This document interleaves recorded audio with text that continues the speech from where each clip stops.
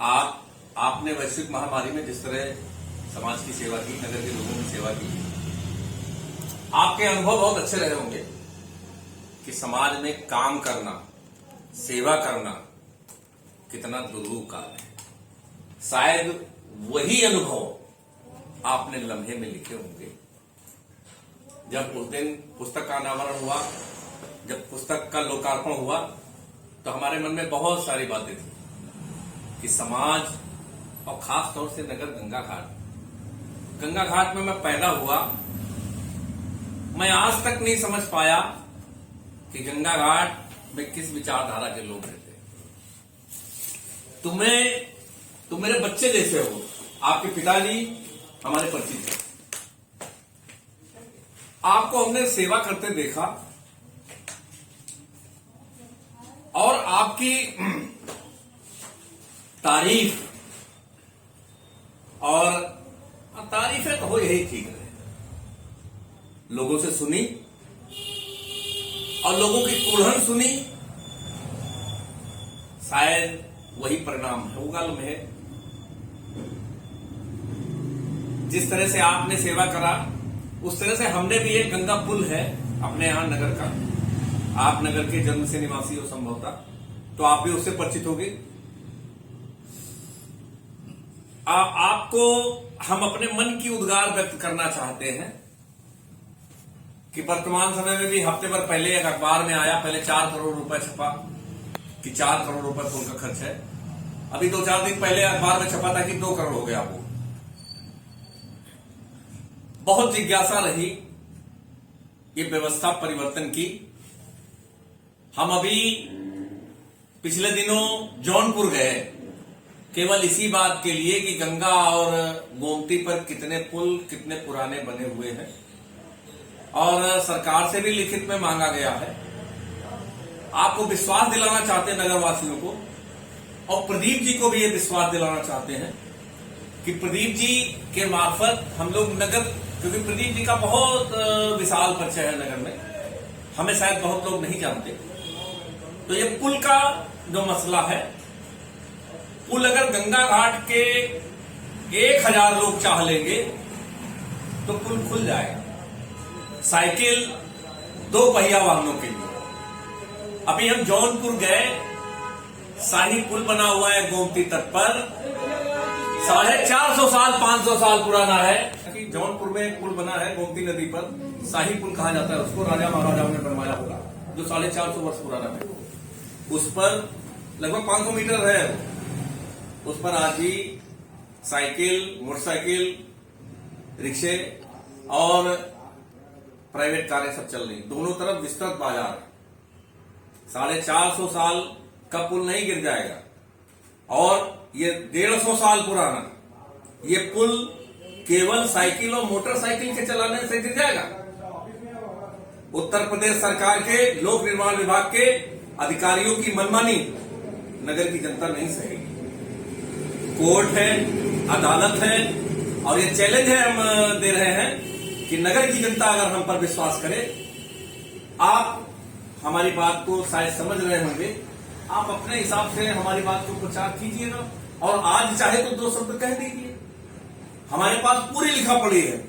जब देश का एकमात्र केंद्रीय संगठन पुल की मजबूती की जांच करने वाला, वो 31 लाख रुपए तुमसे मांग रहा है जांच करने के लिए, तो पीडब्ल्यूडी वाले प्रदेश के अधिकारी तुम कौन हो गए उस जांच के? उस जांच पर कोई बात नहीं होती। तुम 2 करोड़ रुपए मांगोगे, कभी 4 करोड़ रुपए मांगोगे। और बड़ा दुर्भाग्य है, संवैधानिक व्यवस्था के चौथे स्तंभ का, जिसे हम पत्रकारिता कहते हैं, हमारा दुर्भाग्य है कि हमारे नगर के जिम्मेदार साथी अपनी जिम्मेदारी नहीं निभा रहे हैं।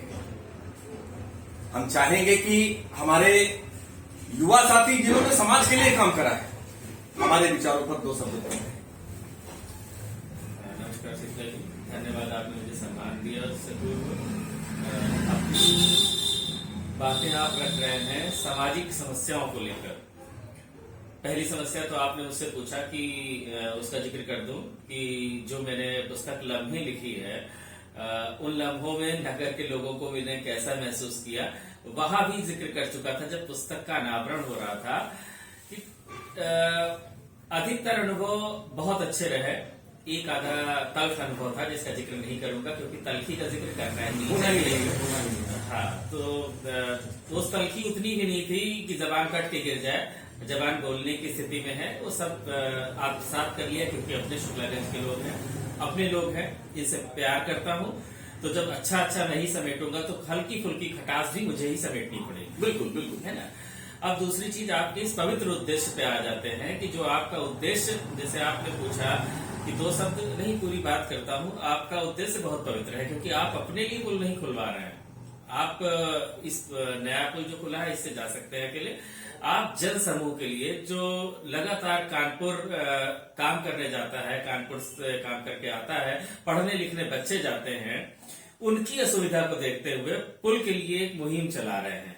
उस मुहिम में नेतृत्वकर्ता के रूप में अगर आपको कहीं कुछ सम्मान मिलता है तो शायद उसको देखकर कुछ लोग पीछे हट रहे होंगे। इस चीज को देखकर पीछे नहीं हटना चाहिए। नेतृत्वकर्ता कोई भी हो, अगर उद्देश्य पवित्र है तो उस नेतृत्वकर्ता के पीछे लग जाना चाहिए। वैज्ञानिक समूह ने पुल का खुलने का जो भी अध्ययन कर लिया है, लगातार अध्ययन करने के बाद चीजें दबी नहीं पड़ी रहनी चाहिए, उन पर सतत रूप से कार्य होते रहना चाहिए। तो या तो पुल की मरम्मत हो, या पुल खोला जाए यथास्थिति में, या जो भी चीजें हैं उसके आउटकम परिणाम जो है वह सारे शुक्लागंज के निवासियों को बताया जाए। उनके सारे शुक्लागंज के निवासी तो ये सुनने नहीं जाएंगे जब वैज्ञानिक समूह या हमारे प्रशासक बताएंगे।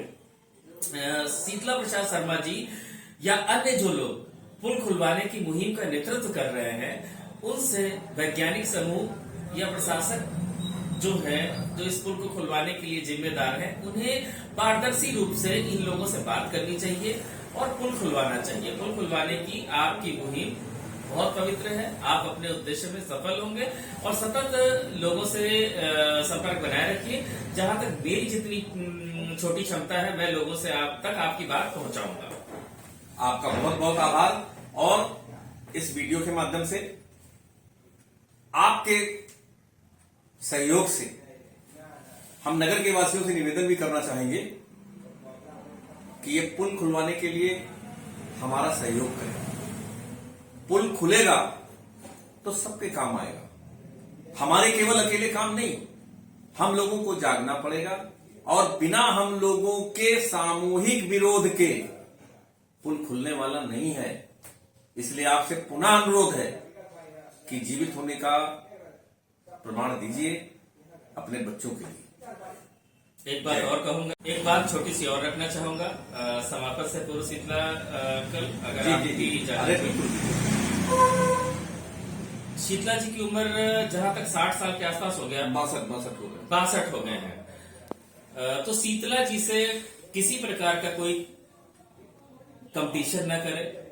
62 साल का व्यक्ति अगर इतना ऊर्जान्वित होकर आपके लिए आगे बढ़ रहा है तो उसके पीछे बढ़ते चले जाएं। ना उन्हें हीरो बनने का शौक है, ना वो किसी बड़े पद की लालसा के लिए सब कर रहे हैं। हाँ, अपनी पारिवारिक जिम्मेदारियों का लगभग निर्वहन कर चुके हैं, इसलिए उन्हें लगता है कि उनके अगर कुछ सामाजिक उत्तरदायित्व हैं जो शुक्लागंज के लोगों के प्रति कर सकते हैं तो उसमें उनके सहभागी बने। एक बुजुर्ग का साथ दें, लोगों की बातों में ना आए कि इन बुजुर्ग से कंपटीशन ना करें, इनका साथ दें। नमस्कार, बहुत बहुत आभार आप